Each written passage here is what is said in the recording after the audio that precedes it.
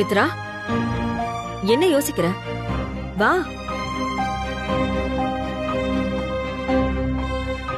ஏற்கனவே இவங்கெல்லாம் மேடம் பாஸ்னு எதேதோ பேசுறாங்க. இப்போ வாசுகி மேடம் வேற இதெல்லாம் பண்றாங்க. ஒரே நாள்ல என் வாழ்க்கையே தலைகீழா மாறிடுச்சு. ஒருவேளை இனிமே இதெல்லாம் நான் அக்செப்ட் பண்ணிதான் ஆகணுமா?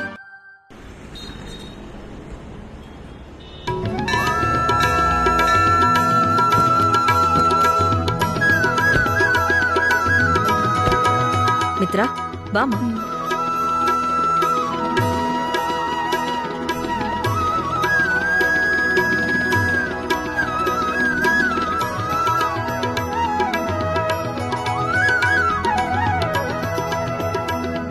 மேடம், நீங்க என்ன கோயிலுக்கு கூட்டிட்டு வருவீங்கன்னு நான் எதிர்பார்க்கவே இல்லை.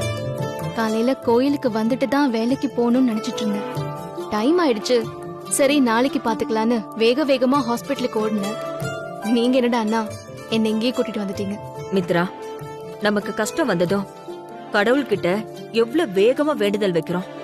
அந்த வேண்டுதல் நிறைவேறிட்டா அதை விட வேகமா வந்து கடவுளுக்கு நன்றி சொல்லிடணும். நாளைக்கு போய்க்கலான்னு தள்ளி போடக்கூடாது. நீ எப்போ இத மனசுல வச்சுக்கோ. புரியுது மேடம்.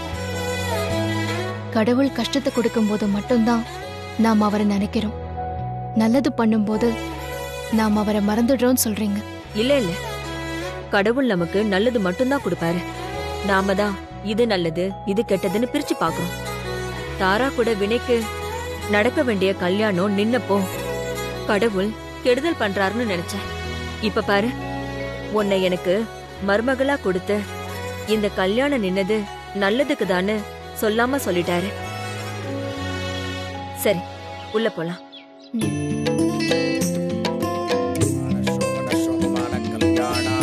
பாப்பமா, வாங்க வாங்க.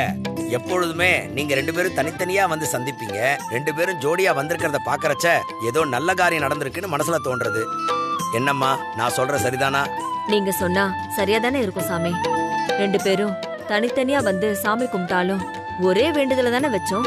அந்த வேண்டுதல பாதிய கடவுள் நிறைவேற்றி கொடுத்துட்டாரு. மீதியும் எந்த தடங்களும் இல்லாம நடத்தி முடிக்கணும். அதுக்குதான் ஒரு பூஜை பண்ணிட்டு அன்னதானம் பண்ணலான்னு வந்திருக்கோம். பேஷா பண்ணிடலாம். அர்ச்சனை யார் பேருக்கு பண்ணட்டும்?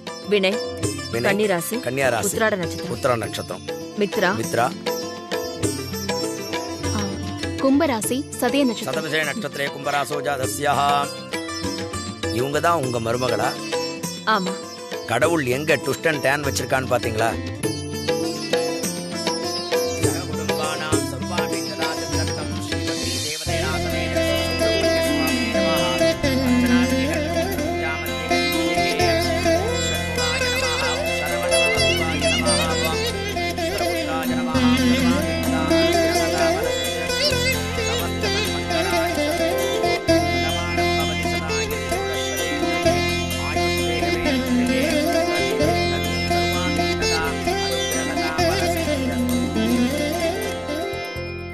போலாம்.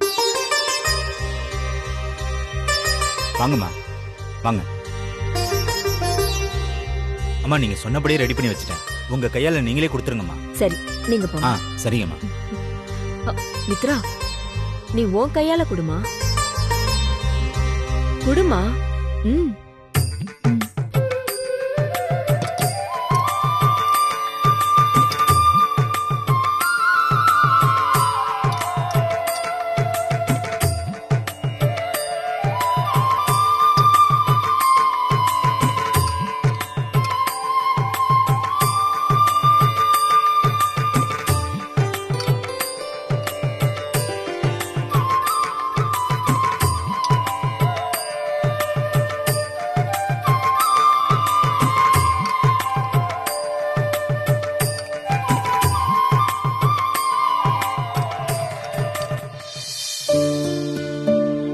ரொம்ப நாளைக்கு அப்புறம் நான் இன்னைக்குதான் சந்தோஷமா இருக்கேன் மித்ரா.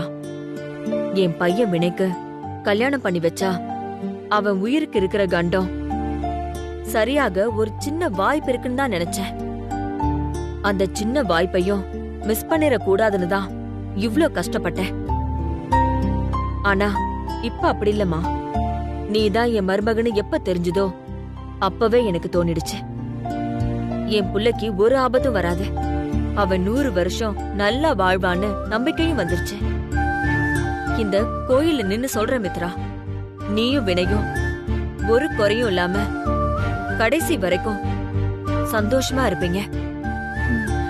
வா. வாங்கோமா. சாமி. யார் பேருக்கு அர்ச்சனை? சாமி பேருக்கு.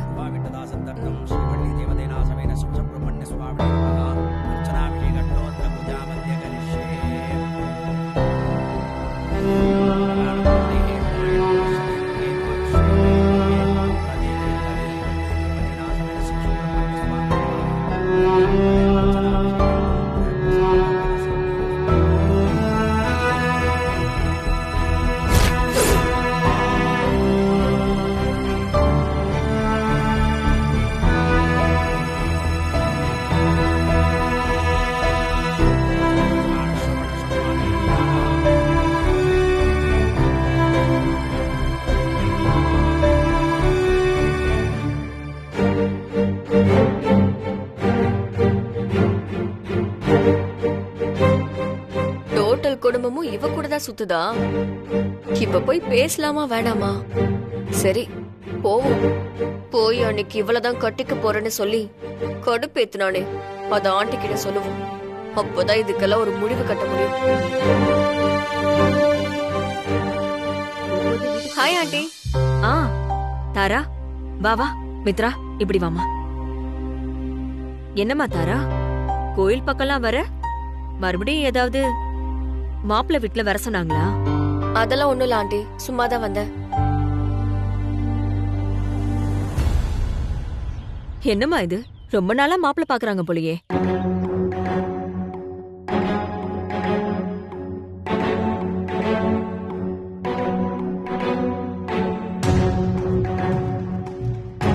அதான் பர்சனலா பேசிட்டு இருக்கோன்னு தெரியுதுல, ஏன் மேனஸ் இல்லாம இங்கே நிக்கிற? ஆண்டி, உங்க வீட்ல யாரையுமே எங்க வைக்கணும்னு தெரியலையா? கண்டவங்க முன்னாடி எல்லாம் குடும்ப விஷயத்த பேசுறீங்க.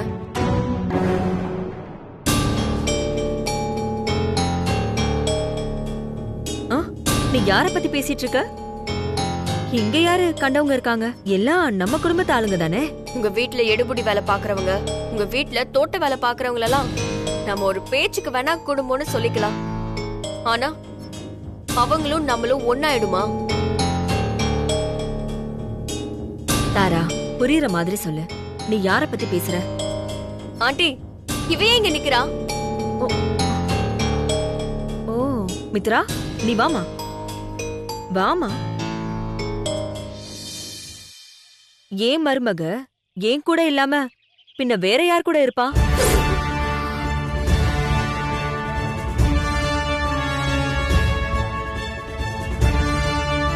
எனக்கு புரியல ஆண்டி. என்ன புரியல? மித்ரா தான் ஏன் மருமக.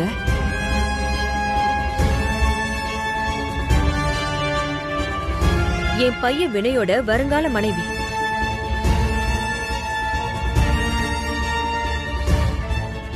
நேத்துதான் நிச்சயம் முடிஞ்சது. தெரியாதா உனக்கு?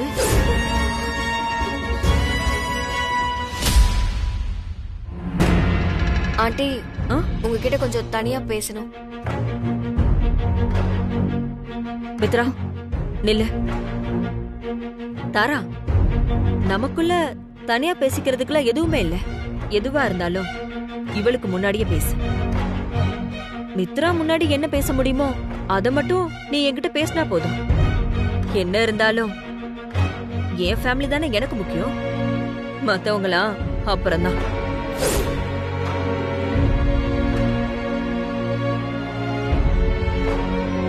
ஆமா தாரா, நீ என்ன பேசணும்னு சொல்லு.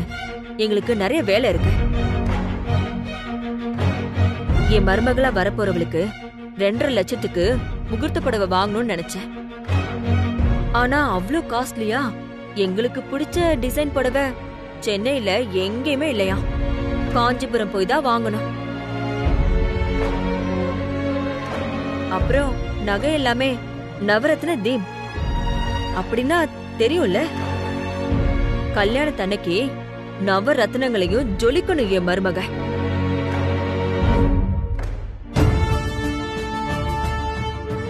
சரி, நீ என்கிட்ட என்ன பேசணும்? நீ ஏதோ என்கிட்ட சொல்லணும்னு சொன்னியே, அத சொல்லு. இல்ல ஆண்டி, எதுவும் இல்ல, நான் வரேன். ம். அப்புறம் தாரா, சொல்லுங்க ஆண்டி. நீ ஏதோ ஈவென்ட் ஆர்கனைசர்னு சொல்லிட்டு இருந்தியா அன்னைக்கு? அவங்க காண்டாக்ட் நம்பர் அனுப்புறியா? என்ன தாரா, சொல்ல மாட்டியா? நம்பர் என்கிட்ட இல்ல ஆண்டி, சாரி, நான் வரேன்.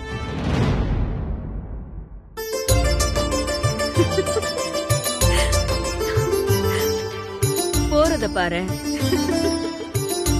மேடம், ஏன் இப்படி பண்றீங்க? பாவம். யார் பாவம்? அவளா? நீ சும்மா இரு மித்ரா, உனக்கு ஒண்ணும் தெரியாது. ஆமா, நீ என்ன இன்னும் என்ன மேடம் மேடம்னு கூப்பிட்டு இருக்க? வாய் நிறைய அத்தன்னு கூப்பிடுமா? இல்ல மேடம், வந்து என்ன இல்ல வந்து? அது எனக்கு டக்குன்னு அப்படி வரல மேடம். போக போக பழகிடும். அதெல்லாம் கூப்பிட்டாதான் பழகும். சரிங்க மேடம், ட்ரை பண்றேன். சரி, வா போலாம்.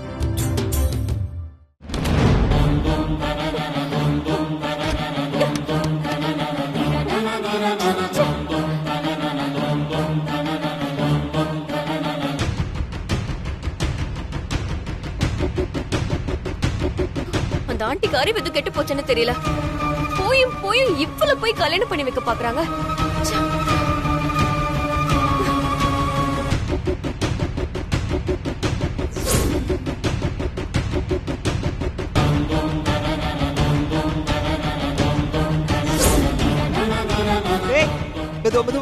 தரா தரா, நான் இருக்க வேண்டிய இடத்துல, தாரா இருக்க வேண்டிய இடத்துல அந்த மித்ராவா? எப்படி இந்த வினை ஒத்துக்கிட்டான்? நான் வேற ஒரு பொண்ணு காதலிச்சிட்டு இருக்கேன், உனக்கு புரியுதா இல்லையா? இந்த கல்யாணம் நடக்காது தரா. சரி, அந்த பொண்ணு யாருன்னு சொல்லு. அங்க பாரு, அவதான்.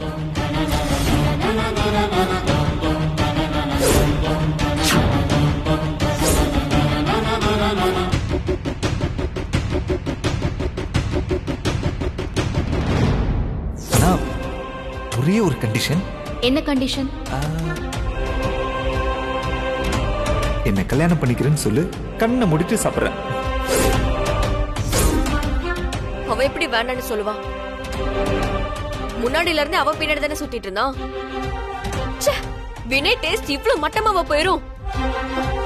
அப்போ என் மேல இருந்த லவ் அது பொய்யா?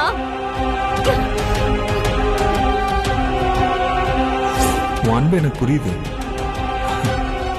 இனிமே நான் உன் கூட 2 நாள் வாழ்ந்தா கூட அந்த வாழ்க்கை உன் காதலுக்கானது தர. ஐயோ வினய், நான் சொல்றது ஒரு நிமிஷம் கேளு. என்ன சொல்லு. அது வந்து நம்ம பிரேக்கப் பண்ணிக்கலாம் வினய். ஆமா, நான் தான் வேணான்னு சொன்னேன். அதுக்காக கண்டவள போய் கல்யாணம் பண்ணிப்பானா?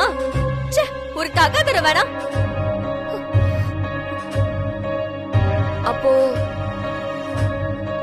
அப்போ அவளும் நானும் ஒன்னா? இவங்க மித்ரா, இவங்க தான் நான் கல்யாணம் பண்ணிக்க போறவங்க. என்னுடைய வருங்கால ஒய்ஃப். அவ எப்பவும் போல போய் சொல்றான்னு நினைச்சிட்டேன். எவ்வளவு தப்பா போயிருச்சு.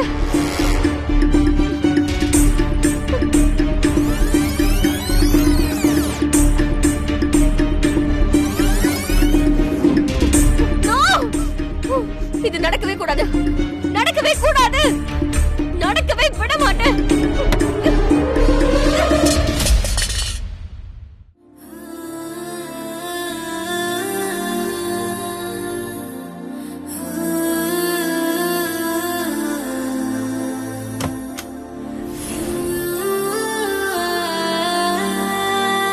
உட்காருமா, உட்கார்.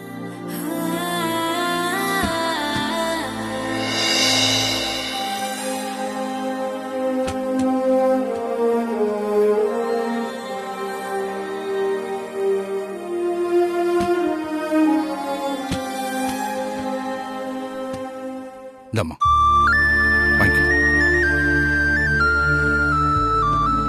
அதுல 7 lakhs இருக்கு.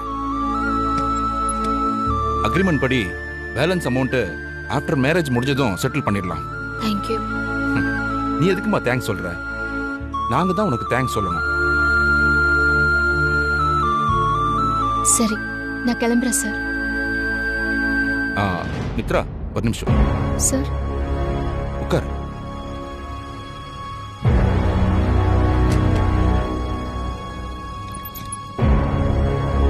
நீ அக்ரிமெண்ட்ல சைன் பண்ணதுல இருந்து எனக்கு பயங்கர கன்ஃபியூஷன். மித்ரா எந்த காரணத்துக்காக வினய கல்யாணம் பண்ணிக்க முடிவு பண்ணான்னு சொல்லப்போனா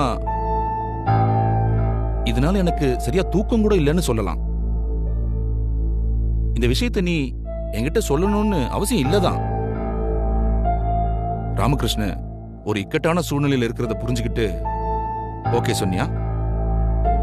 இல்ல இந்த கல்யாணம் நடந்தா வினய் பொழைச்சுப்பான்னு வாசுகி நம்புறாங்க, ஆனா எந்த பொண்ணுமே வினய கல்யாணம் பண்ணிக்க தயாரா இல்லையே அப்படின்னு ஓகே சொன்னியா? இல்ல வினய் மேல இருக்கிற பாசத்தினால ஓகே சொன்னியா? இல்ல இந்த பணத்துக்காக ஓகே சொன்னியா? என்னால புரிஞ்சுக்கவே முடியல. சார், உண்மையை சொல்லணும்னா நீங்க இப்ப சொன்ன எல்லா காரணத்துக்காகவும் தான் நான் வினய் சாரை கல்யாணம் பண்ணிக்கணும்னு முடிவு பண்ணேன். ஓகே, உன்னை நான் ஃபர்ஸ்ட் டைம் பார்க்கும்போதே நீ வினய்க்கு கரெக்டா இருப்பேன்னு ராமகிருஷ்ணன் கிட்ட சொன்னேன். ஆனா அவன் ஒத்துக்கல. தானமா வந்த பசுவை பல்ல பிடிச்சு பார்க்க கூடாதுன்னு அவன் சொன்னான். உன் மேல அவனுக்கு இருந்த அந்த உணர்வு தான் இப்போ அவனுக்காக உன்னை இந்த தியாகத்தை பண்ண வச்சிருக்கு. அப்புறம் வாசுகியோட நம்பிக்கை, வினய் மேல உனக்கு இருக்கிற நட்பு, அன்பு, இதுக்காக கூட நீ சம்மதிச்சிருந்திருக்கலாம். இதெல்லாம் ஓகே, என்னால புரிஞ்சுக்க முடியுது.